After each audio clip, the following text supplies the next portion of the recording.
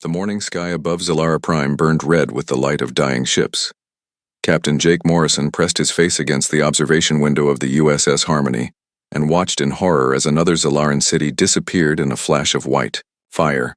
The beautiful crystal towers that had taken centuries to grow were gone in seconds, leaving only melted glass and smoke. "How many does that make?" asked Lisa Chang from the pilot's seat. Her voice was quiet, but Jake could hear the anger underneath. 7 cities in 4 hours, Ben Parker answered from his engineering station. He pulled up the readings on his screen and shook his head. "They're not even trying to capture anything. They're just destroying everything they see." Amy Rodriguez looked up from her communications console. "I'm getting more distress calls from the planet. The Zelarans are begging for help, but they don't have any weapons to fight back with. They never built armies or warships. They don't even understand what war means." Jake turned away from the window and looked at his crew. The USS Harmony was a diplomatic vessel, not a warship. They had 12 people on board, and no weapons stronger than a mining laser. Outside their ship, 67 alien warships were systematically destroying an entire civilization. The Crithian Empire had arrived 3 days ago without warning. Their ships were massive, each one over a kilometer long and covered in weapon batteries. Admiral Vextar, their commander, had sent one message to the Zelarans: surrender completely and become slaves, or die. He gave them 72 hours to decide. The Zelarans were a peaceful people who looked like tall, thin humans with silver skin and large eyes. They spent their time creating art, growing crystal cities, and exploring the mysteries of their world. They had never hurt anyone and couldn't understand why someone would want to hurt them. "Captain, I'm getting another transmission from the planet," Amy said. "It's from Thernali, the leader of their council." "Put it through," Jake ordered. The voice that came through the speakers was tired and scared. "Please, any ship that can hear this message. We are dying. Our children are hiding in caves while our cities burn. We have no soldiers, no weapons, no way to fight these monsters. If there is any mercy left in the galaxy, please help us." Jake closed his eyes. He had been a diplomat for 15 years, traveling between worlds and helping different species solve their problems with words instead of weapons. He had never felt so helpless. "Captain," Ben said quietly, "we have to do something." "What can we do?" Jake asked. "We're one small ship against their entire fleet. They have enough firepower to destroy 100 worlds." Lisa turned in her chair to face him. "We can't fight them, but we can call for help. Earth needs to know what's happening here." Jake nodded slowly. The Human Colonial Alliance had strict rules about getting involved in alien wars, but this wasn't a war. This was genocide. The Crithians weren't trying to conquer Zelara Prime. They were trying to wipe out every living thing on it. "Amy, open. A channel to Terra Station. Priority Alpha." Amy's fingers flew over her console. "Channel open, Captain." Jake took a deep breath. What he was about to do would change everything. "Terra Station? This is Captain Jake Morrison aboard the USS Harmony. Code Crimson. Innocent civilians under systematic extermination, requesting immediate intervention." The response came back in seconds. "Harmony, this is Admiral Rick Stone. Confirm Code Crimson." "Confirmed, Admiral." "The Crithian Empire is destroying Zelara Prime. They're killing everyone. Men, women, children. The Zelarans have no way to defend themselves." There was a long pause. Then Admiral Stone's voice came back, and it sounded different. Harder. "Morrison, get your people to safety. Help is coming." Jake stared at the communications console. Admiral Stone had been his commanding officer years ago, back when Jake was young enough to think that diplomacy could solve every problem. Stone was a good man, but he was also a realist. He knew that sometimes talking wasn't enough. "How long until help arrives?" Jake asked. 48 hours, Stone replied. "Can you keep the Zelarans alive that long?" Jake looked out the window. Again. Another city was burning. In 48 hours, there might not be any Zelarans left to save. "We'll try," he said. The transmission ended, and Jake's crew looked at him with questions in their eyes. "What do we do now, Captain?" Lisa asked. Before Jake could answer, alarms started blaring throughout the ship. Ben's console lit up with warning. Lights. 3 Krithian ships are heading our way, he announced. They're moving fast. Jake felt his stomach drop. The Krithians must have detected their transmission to Earth. Now they were coming to make sure no witnesses survived to tell the galaxy what happened at Zelara Prime. Lisa, get us out of here, Jake ordered. Where do we go? She asked, her hands already moving over the flight controls. Anywhere but here, Jake replied. We need to stay alive long enough for help to arrive. The USS Harmony turned and accelerated away from the Krithian fleet, but Jake knew they couldn't run forever. Their ship was fast, but the Krithian vessels were faster. It was only a matter of time before they were caught. Amy, try to contact any Zelaran ships that might still be flying. We need to warn them that help is coming. Most of their ships are just cargo vessels and passenger transports, Amy replied. They're not built for combat. Neither are we, Jake said grimly. But sometimes you have to fight with what you have. As the USS Harmony raced through space with enemy ships in pursuit, Jake thought about Admiral Stone's words. Help is coming. But what kind of help could Earth send that would make a difference against the Krithian Empire? The human colonial alliance had always been careful to appear weak to other alien civilizations. They traded goods, shared knowledge, and solved disputes peacefully. Most aliens saw humans as useful but harmless, good negotiators and merchants, but not warriors. Jake hoped that was about to change. On the planet below, millions of Zelarans were hiding in caves and underground shelters waiting for death to find them. Their beautiful world was being destroyed by creatures who saw them as nothing more than obstacles to be removed. But somewhere in space, human ships were moving. Admiral Stone had activated something called Protocol 7, and across human territory the real fleet was waking up. The Krithians thought they had brought hell to Zelara Prime. They were about to learn what hell really looked like when it wore a human face. Jake Morrison didn't know it yet, but his desperate call for help had just started the largest space battle in galactic history. And when it was over, every alien civilization would understand that humanity was not the weak, peaceful species they pretended to be. The USS Harmony continued to run through the darkness, carrying the hope of an entire world. Behind them, the Krithian ships grew closer. But ahead of them, beyond the edge of the solar system, other ships were coming, ships that had been waiting in the shadows for 30 years, preparing for exactly this moment. The hunt was about to begin. Admiral Vextar stood on the bridge of his flagship and smiled as he watched another Zelaran city turn to glass. The weak creatures on the planet below had 24 hours left to surrender, but he doubted any of them would survive that long. His ships were having too much fun destroying their crystal towers. Admiral, his communications officer called out, we're detecting new ships entering the system. Vextar turned to look at the tactical display. 20 small vessels had appeared at the edge of the system, moving slowly towards Zelara Prime. The ships looked old and poorly maintained, like the kind of cargo vessels that carried supplies between minor worlds. What species? He asked. Humans, sir. They appear to be converted civilian ships, some kind of rescue fleet. Vextar laughed. He had read the intelligence reports about humans. They were traitors and diplomats, good at talking but weak in battle. Their ships were slow and lightly armed. They posed no threat to the mighty Krithian Empire. How amusing, he said. The humans think they can save these pathetic creatures. Send 12 destroyers to deal with them. Make it quick and painful. I want the galaxy to see what happens to those who interfere with Krithian business. Lieutenant Commander Kate Sullivan watched the Krithian ships approaching on her main screen. Her vessel, the Defiant Dream, looked like an old merchant ship that had seen better days. The hull was scratched and dented. The weapon mounts appeared to be simple mining lasers, and the engines seemed barely capable of moving the ship through space. Behind her followed 19 other human vessels. They looked just as pathetic, converted freighters, old passenger liners, and worn-out mining ships. Any alien looking at them would see exactly what they were supposed to see. A desperate rescue mission mounted by civilians who had no idea what they were getting into. Kate smiled as she watched the 12 Krithian destroyers racing toward her fleet. Each enemy ship was 3 times the size of her largest vessel and carried enough weapons to destroy a space station. To any reasonable observer, the humans were about to be slaughtered. Incoming transmission from the lead Krithian ship. Her communications officer reported. Kate nodded.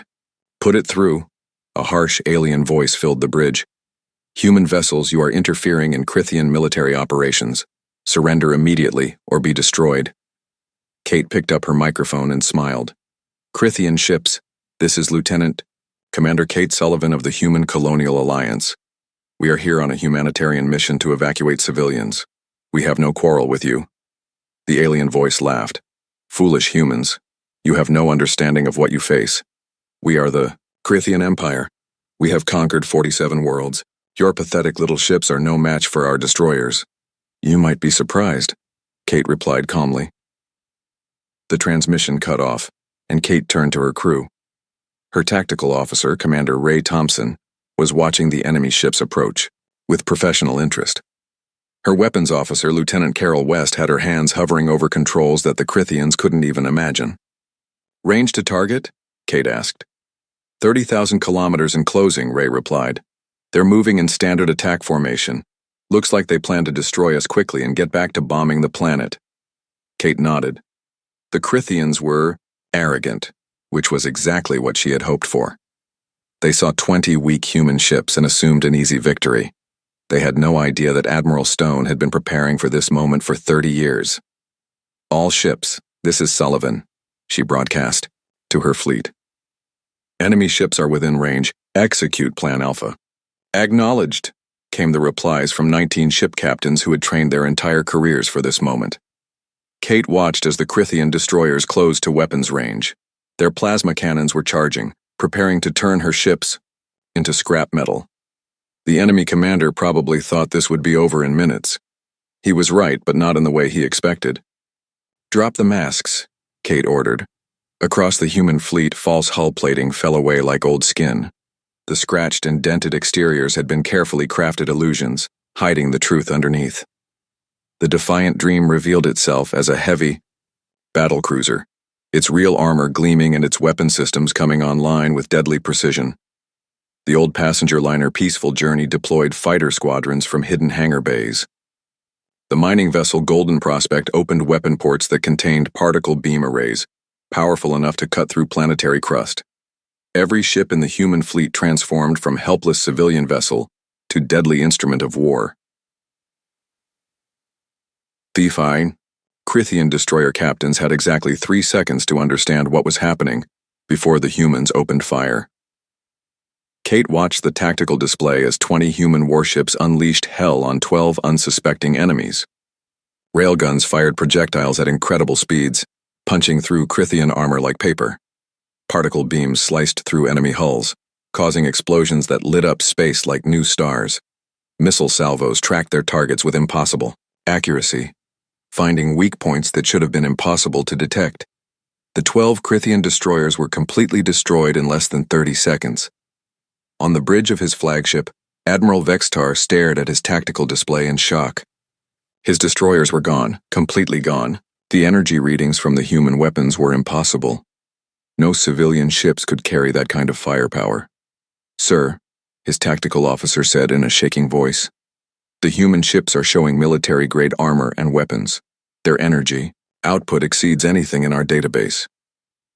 Vextar felt something he had not experienced in 20 years of conquest. Fear. But he pushed it down. He commanded 67 warships, each one capable of destroying cities. Even if the humans had somehow hidden their true strength, numbers would tell in the end. All ships, he ordered, attack formation. Destroy those human vessels. Show them what happens when they challenge the Krithian Empire. Kate Sullivan watched as the entire Krithian fleet began moving toward her position. 67 massive warships against 20 human vessels. The odds looked impossible, but Kate had read the intelligence reports. She knew exactly what those Krithian ships could do, and more importantly, she knew what they couldn't do. All ships, prepare for full engagement, she broadcast. Remember, we only need to hold them for 6 hours. Help is coming. Her tactical officer looked at her with concern. Commander, we're outnumbered more than 3 to 1. Can we really hold that long? Kate smiled grimly. Ray, those Krithian ships are built to fight other aliens. They've never faced humans before. They have no idea what we're capable of when we're properly motivated. She opened a channel to all her ship captains. Listen up, people. Down on that. planet are millions of innocent civilians who are depending on us. Children are hiding in caves while their cities burn. We're the only thing standing between them and complete genocide. I don't care how many ships they have. We hold the line until reinforcements arrive, no exceptions. The responses came back immediately. Understood, Commander. We're with you. Let's show these bastards what humans can do. As the Krithian fleet approached, Kate thought about the civilians on Zelara Prime. Dr. Sam Hughes and his team were down there somewhere, trying to evacuate as many people as possible. Every minute her fleet could buy them meant more lives saved. The first Krithian ships opened fire, and space filled with deadly energy. Kate's fleet responded with precision strikes that found weak points in enemy armor. The real battle was about to begin, and the galaxy was about to learn that humanity had been hiding a terrible secret. They had been pretending to be weak while building the most advanced military force in known space, and now, with innocent lives at stake, they were about to reveal the truth. The trap was set and the Krithians were walking right into it. The space around Zelara Prime became a battlefield unlike anything the galaxy had ever seen. 67 Krithian warships attacked 20 human vessels in the largest space battle in centuries. Energy beams crossed the darkness like deadly lightning, and explosions lit up the void between worlds. Admiral Vextar commanded his fleet from the bridge of his massive flagship, the Death's Edge. The ship was 2 kilometers long and carried enough weapons to destroy an entire moon. Around him, his other warships fired everything they had at the human fleet, but the humans were fighting like nothing he had ever encountered before.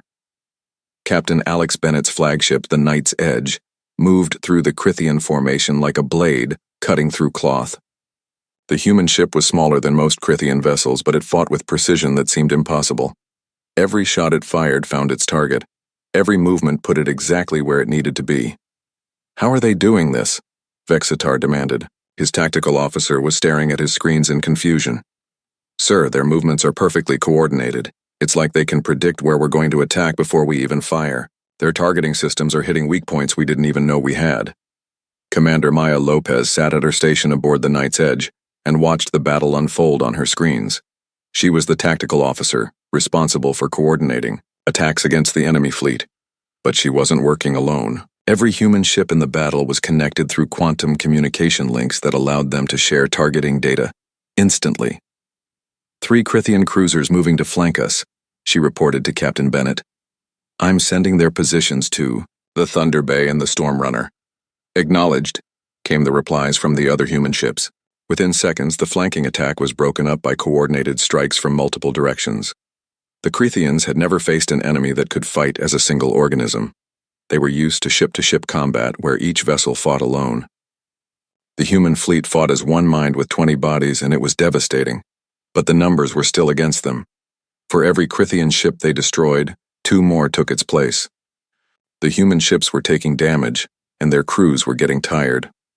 Then disaster struck. The human cruiser Retribution's Dawn, commanded by Captain Dan Miller, took a direct hit from 3 Krithian dreadnoughts at once. The ship's armor cracked, and atmosphere began venting into space. Emergency alarms blared throughout the vessel as the crew fought to save their ship. Admiral Vextar saw the damaged human vessel and smiled. Finally, one of them was vulnerable. He ordered 5 of his best ships to move in and finish it off. The humans would have to surrender or watch their comrades die. He had no idea what Captain Dan Miller was about to do. Dan Miller stood on his bridge and looked at the damage reports. His ship was dying. The hull was cracked in 3 places. The engines were failing and half his weapons were offline. In 10 minutes, the Retribution's Dawn would be nothing but floating scrap. The 5 Krithian ships were closing in, their weapons charging for the killing blow. Dan could try to run, but his engines were too damaged to escape. He could surrender, but he knew the Krithians would torture his crew before killing them, or he could do something that would make the enemy remember this battle forever. "All hands, this is the captain," Dan announced over the ship's communication system. "Abandon ship, get to the escape pods now, that's an order." His crew looked at him in confusion. "Sir, we can still fight," his weapons officer protested. "Not anymore," Dan replied, "but we can still make them pay. Go now." As his crew evacuated, Dan walked to his command chair and activated a sequence that few people in the galaxy even knew existed. The ship's antimatter containment system began to destabilize in a carefully controlled way. The Retribution's dawn was about to become a weapon unlike anything the Crithians had ever seen. The 5 enemy ships moved closer, thinking they were about to capture or destroy a helpless human vessel. They had no idea they were flying into the heart of a miniature star. Captain Dan Miller sat in his command chair and watched the Crithian ships approach. He thought about his family back on Earth, about the Zelaran children hiding in caves on the planet below, and about the price of protecting innocence in a hostile galaxy. "Come on then," he said quietly. "Let's see how much hell you can handle." The Retribution's dawn exploded in a ball of antimatter fire that consumed everything within 50,000 kilometers. The 5 Crithian ships disappeared instantly, and 3 more were damaged so badly they could no longer fight. Space itself seemed to burn as the explosion expanded and then slowly faded. Admiral Vextar stared at his tactical display in horror. 8 of his ships were gone, destroyed by a single human vessel that had turned itself into a bomb. The energy readings from the explosion were beyond anything in Crithian science. "What manner of creatures are these?" he whispered. His question was answered when new ships began appearing at the edge of the system. But these weren't more converted civilian vessels. These were warships that made his own fleet look like toys. Admiral Rick Stone's flagship, the supercarrier Endurance, emerged from hyperspace with 37 escort vessels. The Endurance was 4 kilometers long and carried enough fighters to darken a sun. Its escort ships were purpose-built instruments of war, their hulls black as the void and their weapons arrays glowing with barely contained energy. These were not disguised merchant ships. These were the vessels of the human colonial navy, and they had come to end the battle. On the planet below, Dr. Sam Hughes crouched in a crystal cave with 2,000 Zelaran refugees. The cave was deep enough to protect them from the orbital bombardment, but they could still hear the explosions echoing through the rock. "The children are frightened," said Thernali, the Zelaran council leader. Her silver skin was pale with worry, and her large eyes reflected the fear of her entire species. Sam looked at the Zelaran children huddled against their parents. They were innocent beings who had never known war until 3 days ago. Now their world was burning and aliens were fighting above their heads for the right to determine their future. "The humans who came to help us," Thernali continued, "they fight with such fury. Why do they care what happens to us?" Sam thought about how to answer. He was a marine biologist, not a soldier, but he had served in the colonial navy before becoming a scientist. He knew what drove humans to fight so hard for people they had never met. "Because someone has to," he said finally. "Because if good beings don't stand up to monsters, then monsters win. And humans decided a long time ago that we'd rather die fighting than live knowing we let innocents suffer." Above them, the battle was reaching its climax. The real human colonial navy had arrived, and Admiral Vextar was about to learn why humanity had spent 30 years preparing for this moment. The humans had not brought a rescue fleet to Zelara Prime. They had brought an execution squad, and they intended to make sure that every Crithian ship that had participated in the attack on innocent civilians would pay the ultimate price. The galaxy was about to witness the true face of human warfare, and it would change everything forever. Admiral Vextar watched in growing terror as more human ships continued to appear from the darkness of space. What had started as a simple punishment mission against weak humans had become a nightmare beyond his worst fears. The vessels emerging from hyperspace were not the converted civilian ships his intelligence reports had described. These were warships built for one purpose: destroying enemies completely. The supercarrier Endurance dominated the battlefield like a moving city of death. Its fighter bays opened and released clouds of small attack craft that moved like angry insects. Behind it came massive dreadnoughts that made Crithian battleships look like children's toys. Weapon platforms the size of space stations deployed arrays that made space itself bend with energy.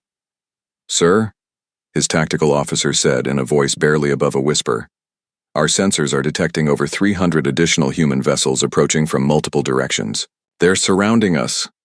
Vextar realized with horrible clarity that he had walked into a trap. The human fleet wasn't responding to his attacks randomly.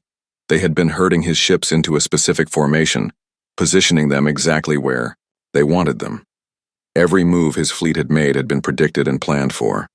Admiral Rick Stone stood on the bridge of the Endurance and studied the tactical display showing the Krithian fleet. For 30 years he had prepared for this moment.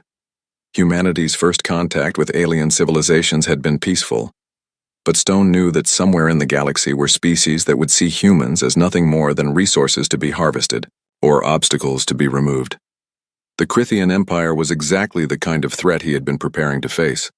"All ships, this is Admiral Stone," he broadcast to the human fleet. "Execute Operation Judgment.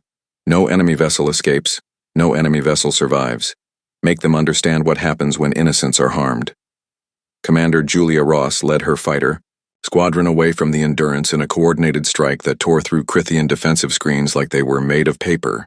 Her pilots flew with skill that seemed impossible to their enemies, dancing between plasma bursts and antimatter torpedoes as if they could see the future. Lieutenant Pete Davis rolled his fighter through a barrage of enemy fire and launched missiles at a Krithian cruiser. "Target hit," he reported as the enemy ship's weapon systems exploded. "That's another one that won't be bombing any more planets." Captain Megan Clark dove her squadron through a formation of Krithian destroyers, her pilots working together like parts of a single machine. "Remember," she called to her wing, "every ship we destroy is one less that can hurt innocent people. Make every shot count." The human fighters moved with precision that terrified the Krithian gunners. They seemed to know exactly where enemy weapons would fire before the triggers were pulled. Krithian ships that had conquered dozens of worlds found themselves helpless against small human attack craft that struck like lightning and disappeared into the darkness. But the fighters were only the beginning. Admiral Stone activated the Prometheus Array, a network of quantum-linked targeting, computers that connected every human ship in the battle. The system allowed the entire fleet to fight as a single organism, sharing targeting data and coordinating attacks with inhuman precision. The Krithian fleet, still thinking in terms of individual ship combat, was systematically dismantled by coordinated strikes that hit every vulnerable point simultaneously. 57 enemy vessels faced 300 human warships that fought with the coordination of a single mind. It was not a battle. It was an execution. Admiral Vexitar watched, his fleet die around him. Ships that had terrorized entire star systems were being torn apart by weapons they couldn't understand. His captains, veterans of 47 conquests, were calling for help in voices filled with panic. "Admiral," his communications officer called out, "the humans are jamming all our long-range transmissions. No word of this battle can reach the Empire." Vexitar finally understood. The humans hadn't just come to save Zelara Prime. They had come to send a message, and they were making sure that he and his entire fleet would be the message, not the messengers. His flagship shuddered as human weapons found their mark. The Death's Edge, which had destroyed 3 planetary capitals, was being systematically taken apart by coordinated fire from 7 human vessels. His shields failed, his weapons went offline, and his engines began to die. "Sir," his tactical officer reported, "we've lost 62 ships.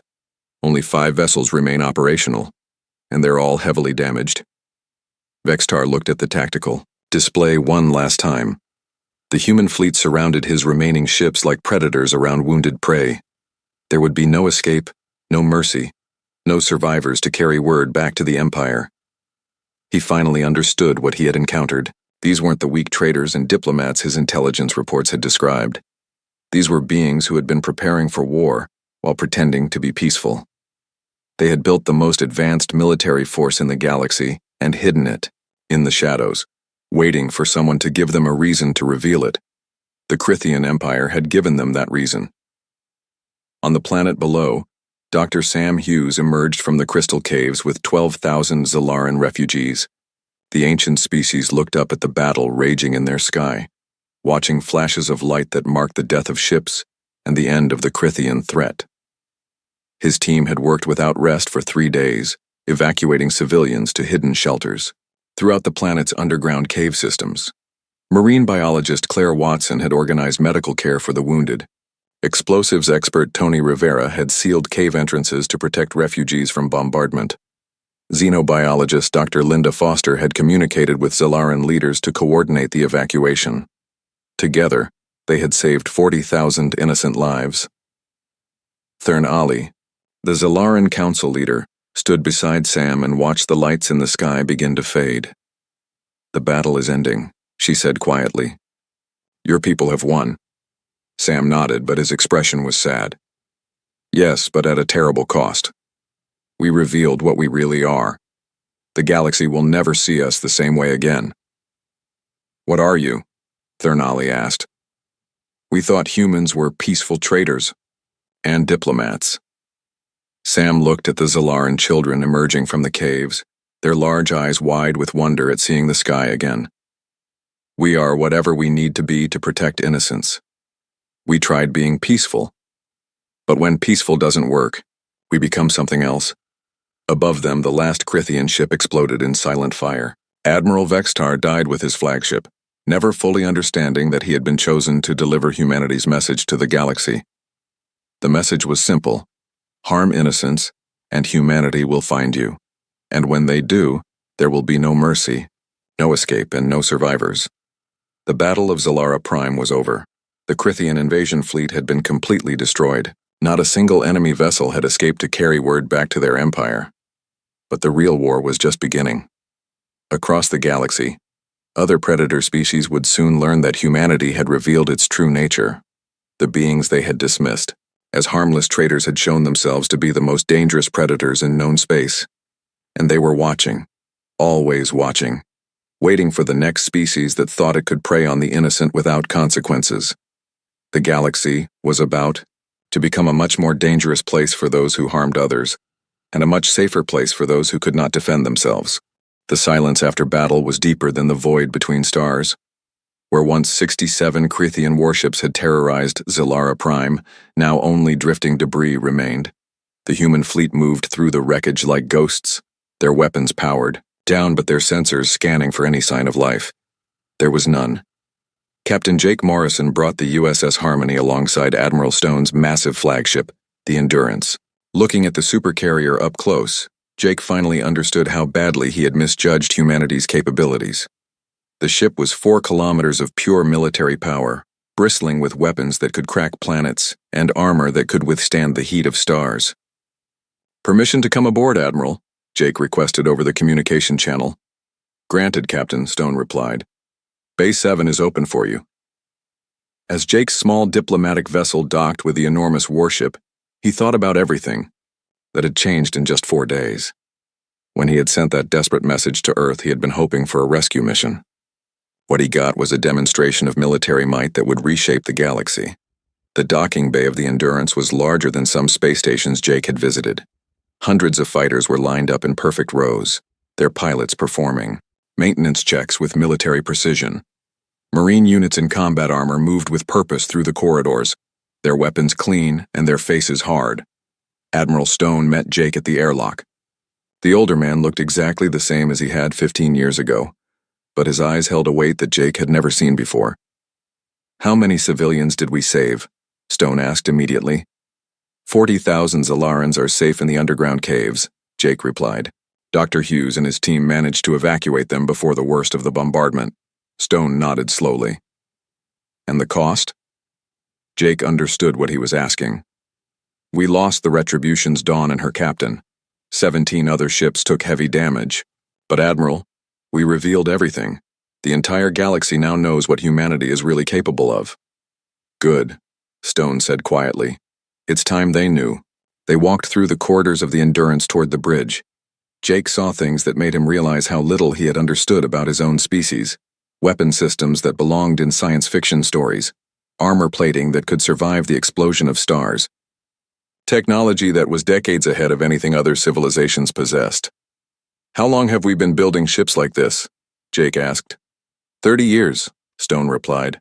"Ever since first contact with alien civilizations. We hoped we would never need them, but we prepared for the worst while working for the best." On the bridge, Jake met the officers who had planned and executed the most decisive military victory in galactic history. Commander Julia Ross was debriefing her fighter pilots. Captain Alex Bennett was coordinating damage reports from the fleet. Lieutenant Commander Kate Sullivan was organizing the cleanup operations. These were not the diplomats and traders that other species thought they knew. These were warriors who had trained their entire lives for the day when humanity would need to show its true face. Captain Morrison, Admiral Stone said, I want you to prepare a report for the colonial government. Tell them exactly what happened here. Every detail. The galaxy needs to understand that this was not an accident or a lucky victory. This was the result of careful planning and preparation. Jake nodded. What happens now, Admiral? The Crithian Empire will want to know what happened to their fleet. Stone smiled grimly. The Crithian Empire will get exactly the message we intended to send. No survivors means no witnesses. They'll know their fleet was destroyed, but they won't know how, or by whom. They'll have to guess, and that uncertainty will make them cautious. On the planet below, Dr. Sam Hughes stood in the ruins of the Zelaran capital city and watched human engineering teams working alongside Zelaran crystal shapers to rebuild what had been destroyed. The cooperation between the two species was remarkable. To witness, Claire Watson, his medical officer, was setting up treatment centers for injured Zelarans. Her gentle manner and professional skill had won the trust of beings who had never seen humans before the attack. Tony Rivera was using his explosives expertise in reverse, carefully removing debris and clearing areas for reconstruction. The same skills he used to destroy enemy fortifications were now being used to save Zelaran architecture. Dr. Linda Foster worked with Zelaran scientists to understand their crystal-growing technology. The collaboration was producing new building techniques that would make the rebuilt cities even more beautiful than before. But the most important work was being done by the children. Human and Zelaran children played together in the temporary refugee camps, their laughter echoing through caves that had recently been filled with fear. They shared games and stories, learning each other's languages and customs. In their innocent friendship, the future of both species could be seen. Thernali, the Zelaran council leader, found Sam standing on a hill overlooking the main refugee camp. The ancient being's silver skin had regained some of its natural glow now that the danger had passed. Your people saved us, she said simply, but you also changed us. We can never return to the way we were before. Sam nodded. The galaxy is not a safe place for purely peaceful species. We learned that lesson long ago. Now you must decide what kind of people you want to become. Will you teach us? Thernali asked. Will you show us how to protect ourselves without losing our souls? Before Sam could answer, a new voice spoke behind them. Admiral Stone had come down to the planet to see the results of the battle for himself. That depends, the Admiral said, on whether you're willing to pay the price. Becoming protectors means being willing to become terrible when necessary. It means training for war while hoping for peace. It means sacrificing your innocence so that others can keep theirs. Thernali looked at the Admiral with her large, intelligent eyes. What is the alternative? The alternative is what almost happened to your people, Stone replied. Extinction at the hands of those who see kindness as weakness. The Zelaran leader was quiet for a long moment, watching human and Zelaran children playing together in the Yarir distance. When she spoke again, her voice was firm with resolve. Then teach us. Show us how to become guardians like you. We have seen what happens to the innocent when there is no one to protect them. Admiral Stone nodded slowly. Very well. But understand this. Once you start down this path, there is no going back. You will never again be the purely peaceful people you were. You will become something harder, something that can fight monsters and win. We understand, Thernali said. Better to be guardians with blood on our hands than victims with pure souls. 6 months later, the galaxy had begun to understand the new reality. The Terran Colonial Alliance revealed the existence of the Silent Fleet, 300 warships that had been patrolling the darkness between stars for 30 years, unseen and undetected. Species that had dismissed humanity as harmless traders suddenly realized they had been sharing space with apex predators who had chosen to hunt in the shadows. The Crithian Empire, learning of their fleet's complete destruction, withdrew from 3 sectors rather than risk human retaliation. But the greatest change occurred on worlds like Zelara Prime, where innocent species began to understand that peace could only exist when good beings were willing to become terrible in its defense. The galaxy slept more safely now, knowing that somewhere in the darkness, human ships patrolled the void. They carried a simple message to anyone who would harm the innocent. We are here, we are watching, and we remember what you did to those who could not fight back. Humanity had revealed its true nature at last. They were not the weak traitors other species had believed them to be. They were guardians, protectors, and when necessary, angels of vengeance who would cross the galaxy to defend those who could not defend themselves. The predators of the galaxy had learned a new fear, the wrath of those who protect the innocent, and in that fear, peace finally had a chance to grow.